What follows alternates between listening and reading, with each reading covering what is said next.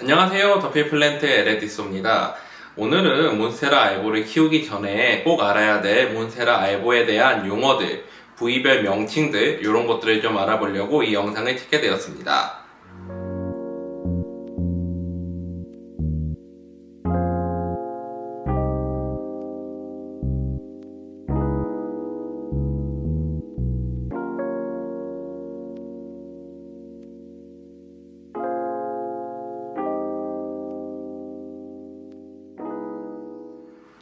자, 먼저 몬스테라 알보에 대해서 사용하는 용어들에 대해서 알아보려면은 먼저 몬스테라 알보 그림을 그려야 되겠죠? 한번 그림을 그려보도록 하겠습니다. 보통 몬스테라 알보는 흙이 있으면은 이제 아래쪽에 이제 뿌리가 있겠죠? 뿌리가 있고, 그 다음에 지상부에 잎이 있고요. 그 다음에 반대쪽에도 잎이 있고, 또 이제 요 옆에서 잎이 이제 점점 커지면서 찢어진 잎도 생기고, 이런 식으로 이제 성장을 합니다.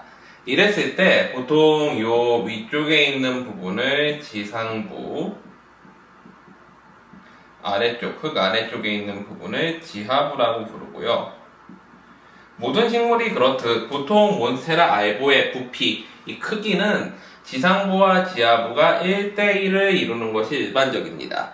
그렇지만 우리가 보통은 이제 몬스테라를 화분에다 키우는 경우들이 많기 때문에 이렇게 이제 몬스테라가 화분에 담겨 있는 경우에는 뿌리가 요 안에서 이렇게 감기면서 그러면서 이제 자라게 되는 거죠.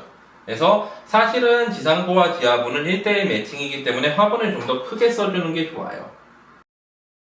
화분을 크게 써주는 게 좋아요. 화분을 좀 더 크게 사용해 줄 경우에 이렇게 이제 뿌리가 좀 더 잘 뻗어갈 수 있는 공간들이 생기게 되겠죠. 자, 그리고 보통은 이제 몬스테라를 키우게 되면은 특히나 몬스테라 알보 같은 경우에는 전부 다 이제 삽목으로 처음에 번식이 시작이 되기 때문에 씨앗을 발화시켜가지고 이제 번식이 되는 경우는 없다라고 보시면 돼요. 몬스테라 알보는 전부 삽목으로 이제 번식이 되기 때문에. 그래서 이제 삽목으로 번식을 할 때 기본적으로 이제 자라는 형태를 좀 알 필요가 있는데요. 자, 몬스테라가 여기에서 이제 계속 자라게 될 경우에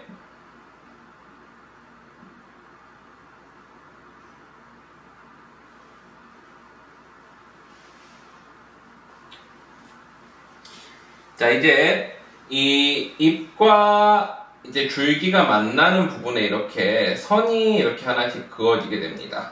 이 부분을 이제 마디라고 부르고요. 이 마디를 좀 확대해 보면은 마치 약간 대나무처럼 이렇게 이제 마디와 마디가 이제 각각 잎과 잎 사이에 만들어지고요. 이 부분을 이제 잎자루라고 부릅니다. 그리고 당연히 이 부분은 잎이 되겠죠. 그리고 잎에 이렇게 달려있는 이런 부분들을 잎맥이라고 부릅니다. 사실은 이제 몬스테라 같은 경우에는 잎맥이 있는 경우에 이 잎맥 사이에 찢어진 부분이 찐잎, 일종의 이제 찢어진 잎을 형성하기도 하죠. 그래서 이렇게 찢어진 잎들을 흔히 찐잎이라는 용어로 많이 사용을 합니다. 우리가 보통 이제 몬스테라 알보가 이렇게 성장을 하면은 성장을 할 때 옆에서 이제 나는 뿌리, 이제 보통은 잎 마디의 위쪽에서 기근이 성장을 하고요. 좌측이나 우측에 보면은 이쪽 혹은 반대쪽 둘 중에 한 군데에 츠가라고 해서 측면에서 나는 싹, 즉 생장점이 형성이 됩니다. 이 츠가와 대비되는 개념이 제일 위에 잎의 옆에 있는 이 옆부분을 뚫고 새로운 잎이 또 뚫고 올라오게 되는데 이 부분을 츠가와 대비되는 정화라고 부르고요. 이 부분도 생장점입니다. 생장점이라는 건 식물이 이제 성장할 수 있는 자리라는 거죠. 그래서 보통 몬스테라에는 생장점이 두 종류가 있는데 하나는 정화, 제일 위에 있는 잎의 옆에 있는 것, 그리고 하나는 이제 이 부분에 보면은 그 정화에서 튀어나오고 남은 껍질 부분이 있는데 이 껍질을 제끼거나 이 껍질을 뜯어내거나 혹은 뜯어내지 않더라도 이게 이제 볼록하게 나타나는 경우들이 있어요. 이거를 이제 치가 생장점이라고 부르고요. 이 치가는 좌측과 우측에 번갈아 가면서 하나씩 나타나요. 예를 들면은 요렇게 이제 몬스테라 잎이 몬스테라가 외떡잎 식물이기 때문에 좌측에 한번 우측에 한번 잎이 나오면 한번 우측에 있었던 싹이 치가가 이제 우측에 있었다. 그러면 그 위나 아래는 반대쪽인 좌측에 치가가 발달을 하게 됩니다. 그리고 보통 잎의 맞은편이나 생장점의 맞은편에 이렇게 뾰족하게 볼록하게 기근이 나오는데 기근이라고 부르고 혹은 공중볼이라고 부르기도 합니다.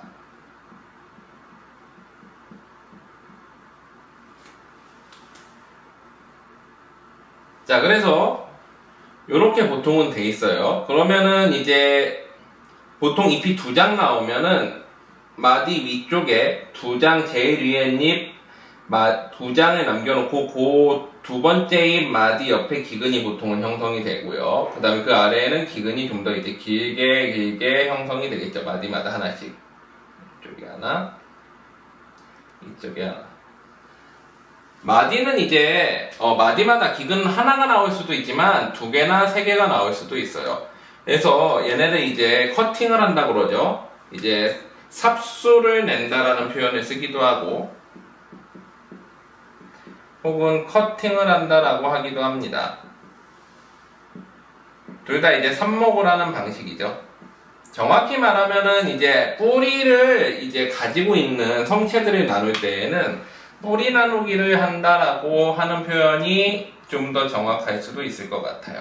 하지만 보통은 커팅한다라는 표현을 많이 쓰고요.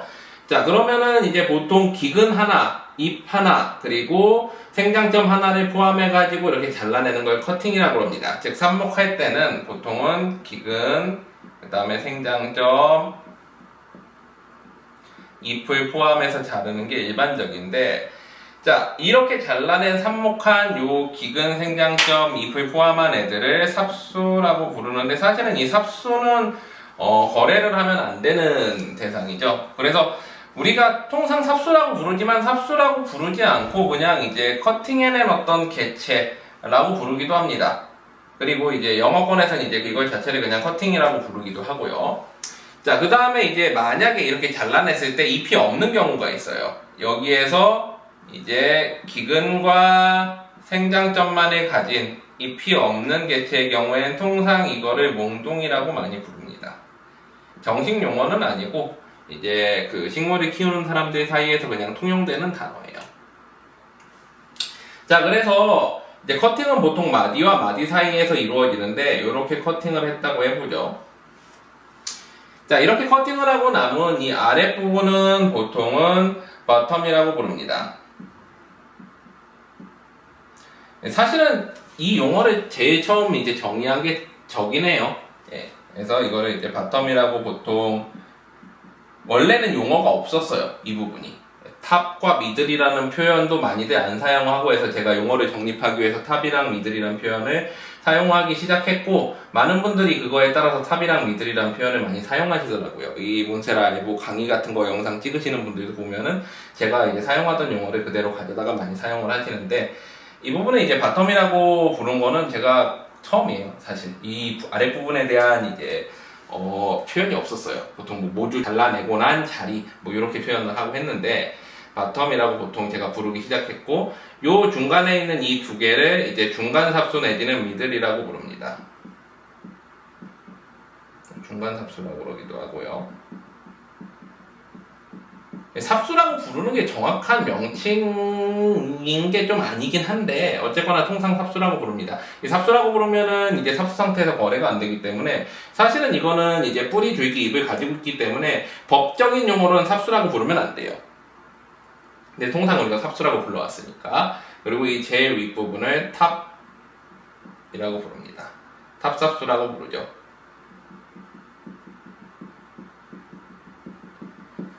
사실 이것들 자체가 어찌 보면은 이제 지금까지 몬세라를 전문적으로 키우면서 용어를 정리해 온 분들이 없기 때문에 저도 이제 영상을 찍으면서 뭔가 이렇게 부를 수 있는 호칭들을 정리를 하다 보니까 이런 식으로 이제 정리를 해서 제가 처음으로 부르기 시작했고, 많은 분들이 이거를 그대로 가져다가 사용을 하면서 이 용어가 거의 정립이 된 것 같아요. 그래서 이런 식으로 통상 부르고요. 그러면은 이제 탑과 미들의 형태들을 한번 좀 그림으로 그려볼게요.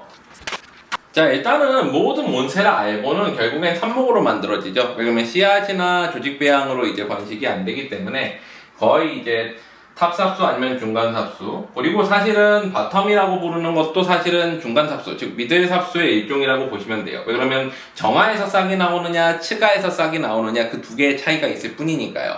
그래서 사실 이제 우리가 번식을 하게 되면 두 가지 형태가 나타나게 되죠. 일단은 탑이거나, 보통은 이렇게 해가지고 여기 이제 마디가 하나 있고 요 사이에서 또 하나 잎이 올라오는 형태죠. 이런 식으로 돼 있는 경우들이 많죠. 아니면은 이제 미들, 자 이렇게 돼 있는 경우들이 많습니다. 자, 미들 같은 경우에는 요 잎 반대쪽이나 생장점 반대쪽에 이제 기근이 보통은 형성이 되고요. 그 다음에 요 측면이나 반대쪽에 이제 치가가 형성이 되겠죠. 아까 말씀드렸던 측면에 있는 생장점. 그리고 탑 같은 경우에는 요게 이제 미들이라고 치면, 탑 같은 경우에는 보시면은 제일 위에 이 부분의 정화, 제일 위에 잎의 옆부분의 정화가 형성이 되고요. 사실은 이제 여기 이제 정확히 보면은 마디가 하나 더 있고, 요 마디 안쪽으로 해서 원래는 숨어있는 치가들이 두 개가 있습니다. 그리고 기근도 요 옆으로 해서 하나가 보통 자라있죠. 자, 통상 요렇게 된 상태에서 이제 생장을 해서 키우게 되는데, 이제 물꽂이를 먼저 하면은 물에 꽂아서, 물꽂이라는 것 자체가 뭐냐, 이제 이렇게 커팅한 삽수를 물에 담가가지고 이 기근이 좀 더 이제 발달하게끔 자라게끔 유도를 하는 경우를 이제 물꽂이라고 합니다. 우리 물꽂이를 할 때 보면은 이제 탑 같은 경우에는 치가가 물에 잠겨도 별로 상관이 없어요. 이제 근데 미들 같은 경우에는 치가가 물론 이제 얘도 물에 잠겨도 상관은 없는데, 이제 절단면을 무리로 띄어가지고 이렇게 이제 물에 담그거나, 아니면은 이 치가 부분이 빛을 많이 봐가지고 빨리 성장할 수 있게끔 이 부분만 이제 담그는 경우들도 있어요. 또 이제 이 절단면 자체가 물속에 들어가면 썩는 경향들이 있어서 그거를 방지하려고 이렇게 물에 담그는 경우들도 있습니다.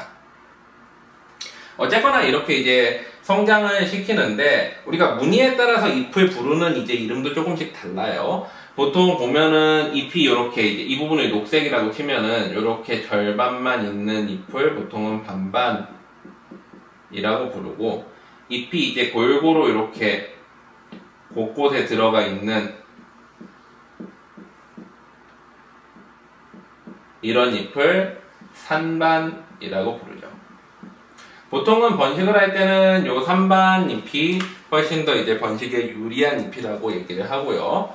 자, 그래가지고 이렇게 이제 잎을 부르는 무늬가 정해져 있고, 또 이제 무늬 자체가 곳곳에 이렇게 중간중간 이렇게 흩어져 있는 경우에는 이런 거를 이제 무늬가 골고루 들어갔다라고 하고,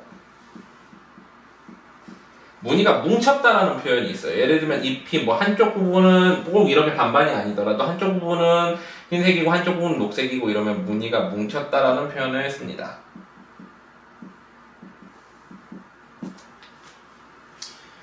자, 그 다음에 이제 또 알아야 될 용어 중에 하나가 Y삽수라는 표현이 있어요. Y삽수. Y삽수는 뭐냐? 우리가 이 치가에서 이제 싹이 올라와가지고 보통 성장을 하는데, 어떤 이유로 인해서 이게 이제 잘려나가거나, 아니면은 또 여기서 잎이 두 개가 나왔는데 두 번 다 녹색이나 하얀색인 경우에는, 두 번 다 녹색인 경우에는 이제 보통은 몬세라 알보의 무늬가 좌측이나 우측 잎이 번갈아 가면서 나오고, 우측 잎은 우측 줄기의 무늬, 좌측 잎은 좌측 줄기의 무늬를 따라가는데, 두 번 다 흰색이나 녹색이 나왔다는 거는 이 줄기가 전부 다 녹색이나 흰색이라는 얘기예요. 그러면은 이제 이거는 더 이상 가망이 없어서 커팅을 해버리는 경우들이 있습니다. 자, 그리고 하나 더 알아셔야 될 게, 첫 번째 잎은 보통 이런 모양으로 나오지 않죠. 만약에 이 치가에서 처음 잎이 나오면 어떤 식으로 나오나요? 요렇게 해가지고 그냥 이렇게 풀잎처럼 나오거나 되게 얇게 나오거나, 아니면은 이제 거의 껍질처럼 나오는 경우들이 있어요. 이게 이제 떡잎이에요. 제일 처음 나오는 잎. 이것도 물론 떡잎도 뭐를 가지고 있느냐 자세히 보시면은 츠가를 가지고 있습니다. 이거를 확대해가지고 좀 보면요. 확대해서 보면은 예를 들면은 이렇게 존줄기가 있고요. 여기에서 이제 이렇게 해가지고 입자루가 있고 원래 입자루. 그 다음에 여기서 이제 생장점이 있어가지고 기근이랑 생장점이 있어서 이렇게 자란다고 보면은 요렇게 풀잎이 하나 나와요. 근데 여기에 이제 마디가 하나 생기는 거죠. 이렇게. 마디 안쪽으로 해서 여기도 생장점이랑 기근자리가 하나 있고요. 그 다음 잎이 여기에서 이제 다시 또 이렇게 해가지고 가느다란 잎이 이렇게 나오기도 합니다. 그러면 여기도 마디가 하나 더 있어요. 안쪽에서 보면은. 그러면 얘도 당연히 생장점과 기근자리가 하나 있고요. 또 여기에서 잎이 다시 나오면 뭐 크게 이렇게 자랄 수가 있겠죠. 이런 식으로 성장을 하는데 어쨌거나 이제 이렇게 성장했던 게 잘못되거나 혹은 사고로 인해 가지고 잘려 나갔다 그러면은 얘는 이렇게 절단면이 여기와 여기 두 가지를 갖춘 어떤 형태가 되냐면은 줄기가 Y자 형태의 삽수가 되는데 이거를 이제 통상 Y삽수라고 부릅니다. 이 Y삽수 같은 경우에 사실 여기에서 잘려 나갔느냐 아니면 여기서 잘려 나갔느냐가 달라요. 만약에 여기에서 이렇게 잘려 나갔다 그러면 얘는 이제 생장점도 없는 애기 때문에 요렇게 해가지고 생장점이 전혀 없는 Y삽수가 됩니다. 이게 통상 우리가 부르는 생장점이 없는 개체를 Y삽수라고 불러요. 이거는 이제 절단면에서 싹이 올라올 수도 있기는 하지만 이 경우에는 거의 녹색이나 흰색으로만 나오기 때문에 요런 개체 같은 경우에는 구입을 하시면은 사실 거의 이제 죽거나 아니면 싹이 나온다고 해도 한 1년 정도가 걸리고 이제 싹이 나오더라도 녹색과 하얀색으로 뿐이 안 나옵니다. 근데 같은 Y자 형태 삽수라고 하더라도 만약에 여기쯤에서 잘리면 여기 이제 생장점이 남아있잖아요. 떡잎의 츠가가 남아있는 경우죠. 이런 경우에는 여기서 이제 싹이 올라와가지고 이제 알보로서 성장할 수 있는 가능성이 생깁니다. 자, 그리고 바텀 같은 경우에는 생각을 해보시면 바텀은 어떻게 생겼나요? 보통 화분이 있으면 여기에 분명 이제 그 미들이나 탑을 식재를 했겠죠. 식재를 해서 이렇게 올라오면은 이렇게 잘렸을 거 아니에요. 보통 제가 이제 몬스테라 알보 제일 빠르게 번식시키기 이제 영상이나 이런 데서는 밑에 이제 생장점이 요런데 이제 하나 남아있는 츠가 하나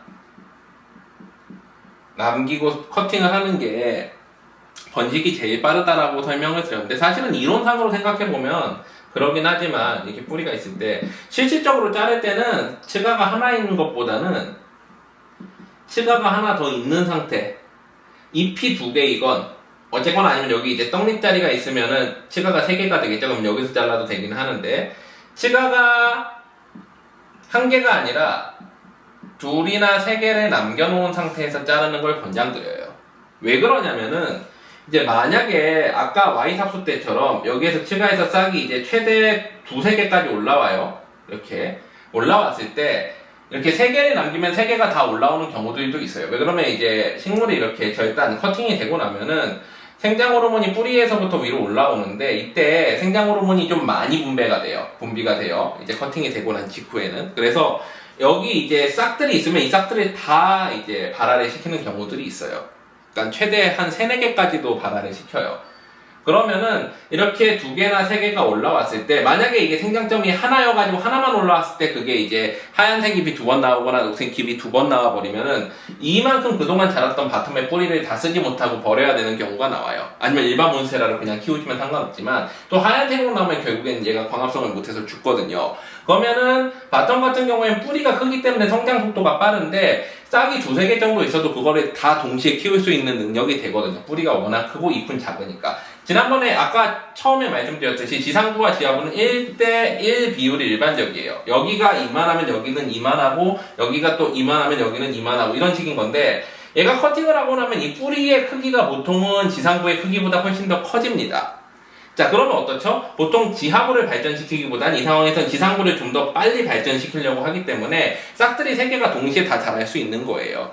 그러면 이제 하나만 남겨놨을 때 만약에 잘못 나와서 얘 잘라버리고 나면 얘는 이제 Y삽수랑 같아지는 거죠. 더 이상 생장점이 없는 상태가 돼버리니까. 하지만 싹을 2-3개를 남겨놨을 경우에는 하나가 실패하더라도 나머지 하나나 아니면 2개가 다시 이제 성공적인 무늬를 낼 가능성이 높아지기 때문에 보통은 이제 바텀 같은 경우에는 원리 원칙상, 그러니까 이론상으로 원칙상으로는 하나 남겨놓고 자르는 게 숫자를 늘릴 때는 가장 유리하지만 무늬까지 고려했을 때는 보통 두세 개를 남기고 자르는 게 일반적입니다. 저도 그렇게 많이 자르고요. 그래서 단순히 숫자 개체를 늘릴 때는 바텀에 생강점 하나 남기고 자른다 이렇게 얘기를 하지만 그렇게 하는 경우가 드문 게 보통 첫 번째 생강점은 떡잎이에요. 떡잎은 그러면 광합성을 못하죠. 그러면은 두 번째 잎부터 광합성을 할 수 있다고 치면은 두 번째 잎까지 남기고 잘라야 되니까 생강점이 보통 두 개가 되고요. 두 번째 잎도 되게 작기 때문에 작을 경우에 세 번째 잎이 크면 세 번째 잎까지 남기고 자르는 게 유리해요. 왜 그러냐면 잎이 하나라도 남아 있어야지만 이 바텀이 자라는 속도가 탄력을 붙기 때문에 광합성을 할 수 있기 때문이죠. 그래서 이제 두세 개 정도를 남겨놓는 것을 권하고 또 실제로도 그렇게 많이 자르고 보통은 이 떡잎에 생강점이 있는 걸 모르고 자르시는 경우도 많아요. 그래서 보통은 자르시면 잎 하나 남겨놓고 자르면 생강점을 두 개 남겨놓고 자라서 우리가 보통 이렇게 바텀 자르고 나면 여기서 싹이 내가 하나 남겨놨다고 생각하는데 두 개가 올라오는 경우들도 상당히 많습니다. 그래서 우리가 이제 커팅을 할 때에는 이 떡잎 자리까지 남아있는 거를 확실히 확인하고 그러고 커팅을 하는 게 좋다라는 거죠. 그래서 지금까지 이제 그 몬세라 알보의 어떤 이제 부위별 용어들 그리고 커팅할 때 간단한 요령 같은 거를 좀 설명을 해봤습니다. 영상에 대해서 궁금하신 점이 있으면 댓글로 질문 남겨주시고요. 영상 재밌게 보셨다면 구독, 좋아요, 알림 설정까지 해주시면 감사하겠습니다.